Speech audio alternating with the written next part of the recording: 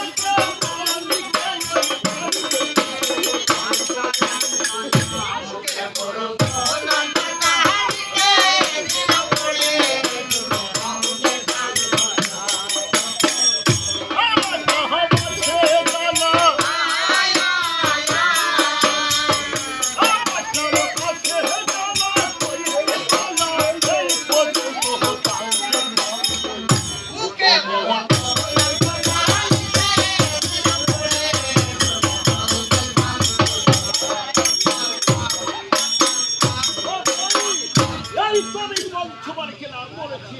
আমি আর তা শুনেছি ভাই, তাহলে এক কাজ করো, কি করবো? এই রাজ বেশ পরিত্যাগ করে কাঙাল বেশ ধারণ করে এই ভিক্ষারি ছুরি কাজ নিয়ে চলো মায়ের কাছে। হ্যাঁ, চলুন সকালে সকালে চলে যাই, রাস্তায় কাটালি তো।